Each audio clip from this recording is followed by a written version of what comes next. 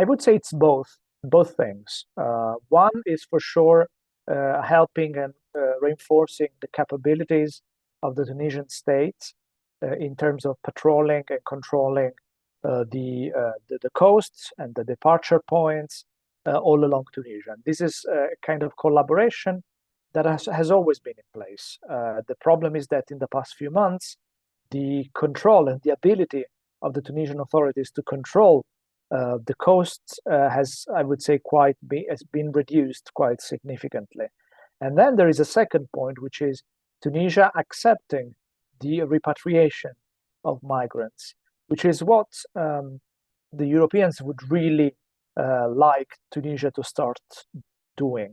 And here I would say it's where things become a little bit more complicated, because the Tunisian authorities, and particularly President Kais Saied, doesn't really want to do that. He's been complaining about having to play the role of the policeman for Europe, of accepting these migrants, because he fears that the number of sub-Saharan migrants in Tunisia could increase to the point of diluting the Tunisian population and also almost replacing the Tunisian Arab population. This is the great replacement theory, conspiracy theory that the president seems to believe in. So that's where I would say most of the tension on migration has been between Europe and Tunisia.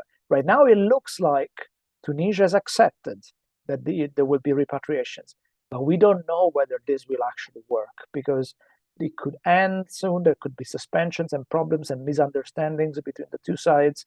And to me, it remains unclear if the president will really accept that, given that he said very clearly that he doesn't really want to play the role of the policeman for Europe on migration.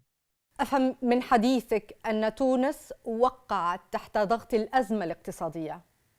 I think the economic component of this document is a very important one. That's for sure. That's very clear. The president is under a lot of pressure economically, given that there is no agreement between the IMF and Tunisia, and the president is rejecting the possibility of a loan from the IMF, and at the same time, Tunisia doesn't really have any other sources of revenues that they can use to pay off their debt. And Tunisia has a significant amount of debt that it will need to repay in the next months. And everyone now is asking the question of what will happen to Tunisia. Will there be a debt default, a bankruptcy of Tunisia in the next months? And will Tunisia follow the path of Lebanon, for example? So these fears are very high in the minds of everyone here. And the president doesn't seem to know exactly what he wants to do,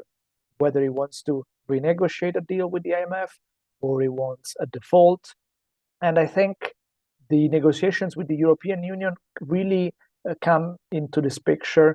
And the president is really considering alternatives to the IMF. And this additional money coming from the European Union, I think, is something that definitely is important from the Tunisian perspective. And there is a lot of pressure, of course, on Kais Saied, and he needs some support for his strategy, for his transition, and whatever he's doing in Tunisia. So I think all of these factors, especially the economic component, really have, in a way, put pressure, significant pressure on a president that normally doesn't really like pressure and doesn't really respond well to pressure. But in this case, he seems to have had at least initially accepted the idea of accepting a deal with the Europeans.